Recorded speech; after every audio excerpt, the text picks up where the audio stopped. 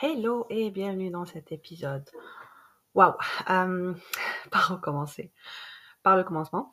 Je suis très contente d'être là, d'avoir enfin décidé de m'asseoir et d'enregistrer ce podcast. Ça fait genre un mois que je me dis que je vais le faire, ça fait un mois que ça traîne sur ma to-do list, mais nous voici aujourd'hui. La dernière fois que je me suis mise ici à enregistrer un podcast, c'était à janvier, c'était le 30 janvier, presque une année aujourd'hui, on est le 31.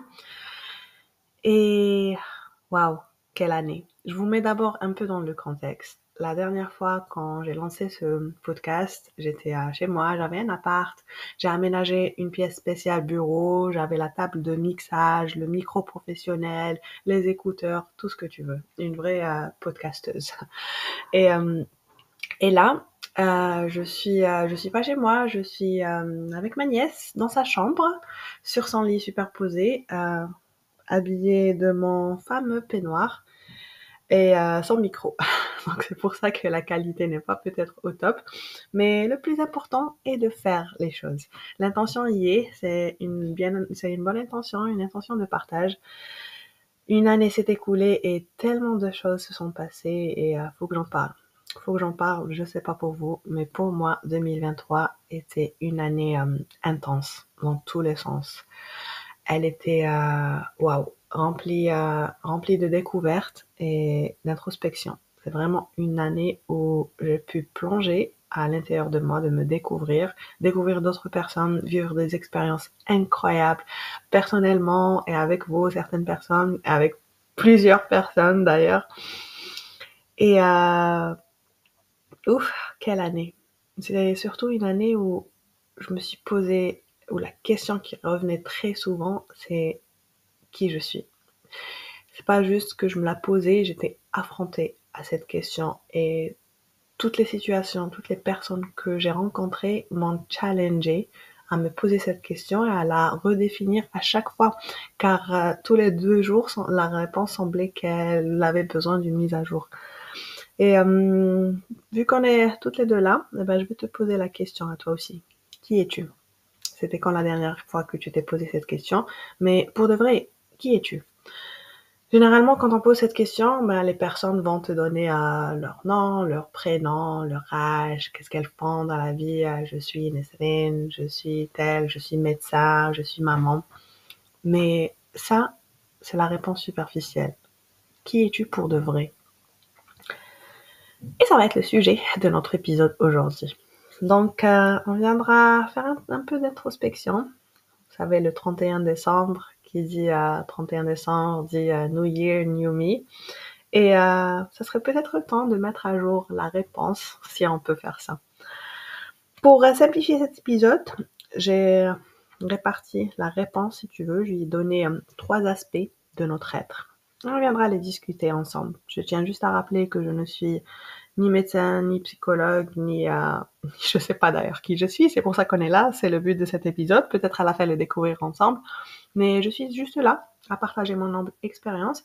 Et le but de cet épisode, d'ailleurs tous les épisodes de ce podcast, est de t'intriguer, de te poser à toi les bonnes questions. Car si on n'a pas de réponse, c'est très souvent parce qu'on n'a pas les bonnes questions. Et puis peut-être élever notre niveau de conscience, se connaître un peu plus, découvrir, s'inspirer et d'autres. Bref, revenons à notre épisode. Donc, qui je suis ou bien qui es-tu? Et on va répartir la réponse en 3 aspects. Commençons par premier aspect, qui est notre personnage. Donc, notre personnage est constitué de notre caractère. C'est la manière dont toi, tu te vois, tu te définis.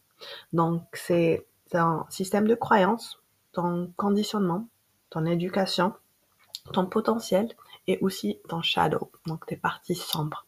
Il est très important de connaître, voire même de forger son personnage, car c'est un peu ta façade, c'est comme ça que tu te vois, toi, tu te définis dans le monde et c'est la première étape vers la réalisation de soi. Comment veux-tu évoluer? Comment veux-tu connaître le monde? Comment veux-tu accomplir ta mission? Ce que tu veux dans ce monde, ce que tu es venu faire si toi-même tu te connais pas. Et on a tendance à se limiter, on va limiter notre personnage à ce qu'on croyez être vrai. Et on oublie de faire des mises à jour. Je pense qu'il est très important de faire et refaire le point à chaque fois et se poser la question. Qui suis-je? Qui suis-je maintenant dans ce contexte, avec moi-même, avec la personne que j'ai envie d'être, que j'étais, etc. Donc c'est pour ça qu'il est très important de checker ça et se faire des rappels à soi-même. Car même si tu te vois peut-être comme ton personnage, tu n'es pas ton personnage. J'espère que tu le sais, tu es beaucoup, beaucoup plus que ça. Donc, ton caractère est constitué de ton système de croyances, comment tu te définis, ce que tu aimes, tes préférences, tu es une personne matinale, tu préfères aller à la salle de sport, tu préfères t'habiller d'une certaine manière. Donc, tout ça, ça vient un peu forger l'avatar que tu as choisi pour jouer ce jeu vidéo. Si tu sais de quoi je parle. Sinon, j'en ai fait une petite référence à le premier épisode. Enfin, je pense. Ça fait une année que je l'ai enregistré, je me rappelle plus de quoi j'ai parlé. Bref. Ton conditionnement. Ton conditionnement, malheureusement, si tu te définis pas toi-même, si tu prends pas le temps de forger ton caractère, eh ben, ton conditionnement, ton entourage, les personnes autour de toi, ton éducation, ta culture, les coutumes vont le faire pour toi. Et ça devient tes croyances, donc c'est les causes que tu défends, c'est les causes dont tu te bats contre, et etc. Le conditionnement peut être bon, mauvais. Encore une fois, tout est subjectif.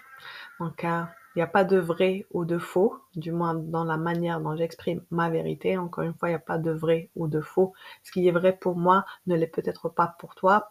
Pour autant, les deux vérités peuvent très bien exister. Donc, pour moi, le conditionnement, c'est la manière dont on grandit, ce qu'on voit autour de nous, et ça devient un peu ce programming par défaut. Je pense qu'il est très bon de sortir de son conditionnement et essayer le contraste, donc les opposés ou les deux extrêmes de sphère, car ça te permet de voir à quel point est-ce que la réalité est fragile. Ce qu'on considère bon ou génial ou comme à l'image de la réussite dans certaines cultures, dans certains environnements, peut tout à fait être l'opposé. Je me rappelle, je te dis un exemple, ça m'est arrivé hier. Avant, quand on achetait dans des articles utilisés, deuxième main, dans la friperie, c'était vu comme quelque chose de dégradant. C'est parce que t'es pauvre, tu peux pas te permettre quelque chose de nouveau. Hier, je me suis acheté un manteau et j'étais tellement fière de dire que voilà, regardez-moi, je suis la fille écolo qui achète second hand et je suis géniale et je porte du vintage, ça a plus de caractère, plus de style. Et je me suis dit, waouh, comment est-ce que cela change? Et ça dépend vraiment de notre conditionnement. Pareil, si tu portes un sac de marque dans un contexte ou un endroit, t'es vu comme stylé. Si tu portes le même sac dans un autre contexte avec des hippies, eh ben, on va te dévisager. Donc, encore une fois, le conditionnement a beaucoup à voir avec notre caractère, la manière dont on se voit nous-mêmes. C'est surtout toutes ces fois où on vient se comparer aux autres, au passé, aux versions dont on était. Et ça rend l'image un peu floue. Dans ton personnage, il y a aussi ton potentiel et ton ombre, ton shadow. Ton potentiel, c'est ce que tu peux être, ce que tu peux faire en développant la version que tu es. Donc, en forgeant plus tes qualités, tes skills, ton mindset, le travail sur soi, le développement personnel, autrement dit. Encore une fois, ça reste du potentiel. S'il n'y a pas le travail qui vient le solidifier, le consolider, eh ben, ça reste juste une idée accordée au futur. Et dans l'extrémité du sphère de ton potentiel, on retrouve le shadow. Le shadow, bien ton ombre, c'est ce côté de ton personnage qui est, disons, la version dark, la version sombre de toi-même. Donc, c'est là où on a tendance à refouler tous ces aspects de notre personnalité, notre personne, qu'on n'aime pas. Comme par exemple, la jalousie, l'envie, la procrastination, si on est la démotivation, donc tout ça, vous savez, ce packaging. Et c'est dommage parce que dénigrer cela, c'est aussi dénigrer son potentiel. En fait, c'est simple, un défaut. Donc, parce qu'on vit dans un monde de dualité, il faut bien le classifier, le quantifier. Mais une énergie, c'est une énergie. Si je te disais que la joie et la tristesse, c'est la même énergie. Ce qui change, ce qui diffère, c'est la fréquence à laquelle cette énergie est en train de vibrer. Donc, une personne dépressive ou une personne en état d'extase, cette personne est régnée par exactement la même énergie. Ce qui diffère, c'est que la personne joyeuse, elle a une vibration plus haute que la personne qui est en dépression ou qui a un coup de déprime. Donc, on développera un peu plus de cela. Mais vois ton potentiel et ton shadow comme la même énergie, donc à toi d'élever cette fréquence ou à toi de diriger le flot de cette énergie. Donc, pourquoi est-ce que connaître, cerner ou travailler sur son personnage est important? C'est la manière dont tu te vois. Et je pense que dans les 3 aspects dont on va discuter dans cet épisode, c'est le plus important. Car peu importe comment est-ce que le monde te voit, comment est-ce qu'on te définit, ce qu'on parle de toi, devant toi, derrière ton dos, si toi, tu ne te vois pas, si tu ne te vois pas à ta juste valeur, si tu vois pas ton potentiel, si tu vois pas ton shadow, si tu n'es pas tout le temps là en train de forger ta personnalité, t'accorder le temps et le droit de changer, d'aller mieux, de mieux faire, ça sert à rien. Parce que au final, c'est ta propre expérience. Et le monde, nous, les autres, c'est juste une projection de ce que toi, tu as à l'intérieur de toi. Garde ça en tête, on va en parler dans le deuxième aspect de notre être, qui est notre personnalité. Donc, si le personnage, c'est la manière dont toi tu te vois, la personnalité, c'est la manière dont le monde te voit. Ou bien les autres, ton entourage, les personnes autour de toi, les personnes que tu connaisses ou pas. Car dans la personnalité, on retrouve aussi la réputation. La réputation, c'est la manière dont le monde te voit, surtout si on est un personnage public ou si on est exposé à plusieurs personnes. Je pense que tout le monde n'a pas besoin d'être sur les réseaux, d'être connu ou célèbre pour avoir une réputation, bien au contraire. Ce qui est dommage dans la réputation, je pense que les gens se soucient, certaines personnes, bien sûr, se soucient plus de leur personnalité que de leur personnage. Donc c'est là où ces personnes-là passent la plupart de leur temps à essayer d'embellir ou de forger ça ou faire en sorte qu'elles ne bougent pas. Bref, ce sont des préférences personnelles, on n'est pas là pour juger ou quoi que ce soit, sauf que dans mon classement, moi, parce que ma réputation ne dépend pas de moi, c'est encore une fois la projection de ce que toi tu vois de moi ou bien ce que tu vois en toi. Aussi, la personnalité, elle est pas fixée. C'est pas comme le personnage. Tu te définis, je suis une personne écolo, la fille écolo qui se maquille avant de sortir de chez elle et je fais tout le temps ça. Non. La personnalité diffère.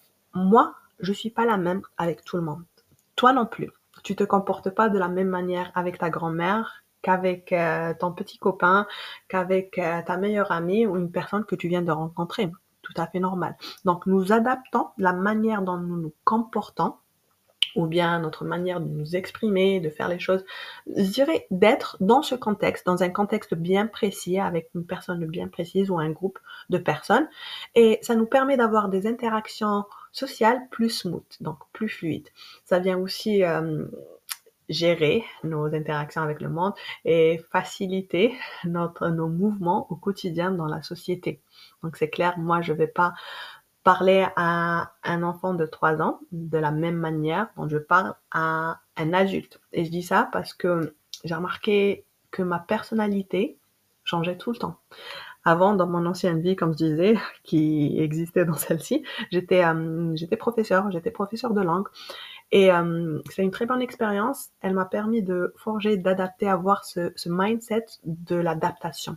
Car quand je commençais le cours, je commençais avec les enfants entre 5 et 6 ans et je finissais ma journée avec des adultes. Donc des adultes vraiment jusqu'à 70 ans. Et j'avais compris très tôt que je pouvais pas me comporter, parler ou m'exprimer ou expliquer de la même manière avec un gamin de 6 ans et un adulte. Donc je changeais avec le gamin de 6 ans, j'étais plus drôle, plus smooth, plus à la légère. Si j'ai un cours avec des adolescents, pareil, je vais projeter ce qu'ils ont envie de voir afin qu'ils puissent s'amuser et apprendre du cours pour pas qu'il soit ennuyeux, pour le garder stimulant, pour que ça soit interactif. Et pareil, si j'ai face à moi une personne qui veut apprendre l'anglais pour voyager, je vais pas l'aborder de la même manière d'un chef d'entreprise qui est là pour améliorer son parler. Donc, la personnalité, c'est comment le monde te voit, c'est aussi comment toi tu te comportes dans un contexte avec un groupe de personnes ou avec une seule personne. Et la ligne est très fine entre l'authenticité et l'adaptation. D'ailleurs, on va faire un épisode rien que pour ça et on va l'intituler S'adapter ou coexister. Je pense qu'il faut garder son corps de base et encore une fois, tout à voir avec le contexte. Si on fait sortir quelque chose de son contexte, elle a plus de valeur, elle est plus valable. Donc, selon le contexte, à toi de choisir, de forger ta personnalité. Et c'est comme des avatars. Tu choisis à chaque fois qui tu veux être. Moi, exemple, si je suis en train d'enseigner un cours débutant de Hatha Yoga, je suis pas la même si je suis en train d'enseigner un cours de Power Yoga. C'est pas pour autant que je suis hypocrite ou c'est pas pour autant que je suis pas cette personne authentique. Bien au contraire, je reste dans mon authenticité. Sauf que ce que je change, c'est le décor. Donc, un salon reste le même salon. Que tu y mettes un fauteuil ou une table basse ou tu le vides complètement, ben ça reste le même salon. Pareil, donc c'est le décor autour de ton personnage, ce qui vient faciliter les interactions avec le monde et faire de nous des êtres sociaux. Très bien. Donc, trois aspects de la personnalité ou bien de l'être.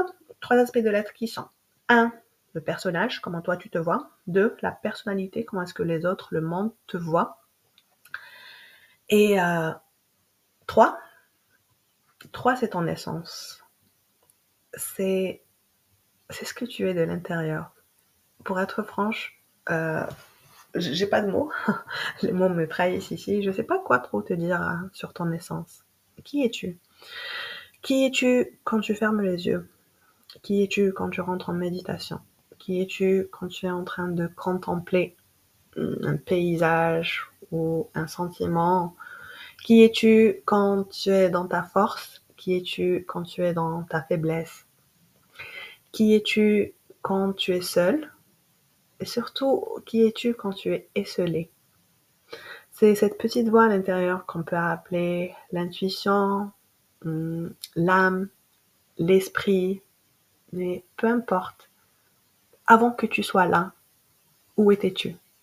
Quand on dort, où est-ce qu'on part? Et je parle pas de corps physique. Si tu es là, j'estime que tu as parcouru un bout de chemin dans ton évolution, l'évolution de ton âme, et que tu as acquis ce niveau de conscience qui t'a permis déjà d'être là, pour qu'on puisse être au moins sur la même fréquence, une fréquence qui se rassemble. Mais c'est avant de venir dans ce monde où quand tu diminues le bruit dans ta tête et qu'il reste juste cette conscience, cette observation, ce qu'on appelle se mettre dans le siège de l'observateur. L'observateur est l'observé. Donc moi, c'est ce que j'appelle cette essence ou cette conscience suprême. C'est la même énergie, l'énergie créatrice, qui a créé tout ce monde. C'est la même énergie qui circule en moi et en toi. C'est cette énergie qui a envie d'expérimenter cette existence, ce qu'on appelle l'expérience humaine.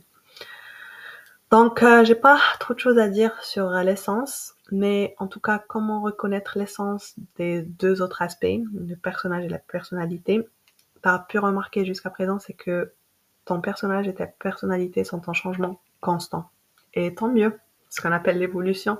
D'ailleurs, la seule stabilité, c'est le changement.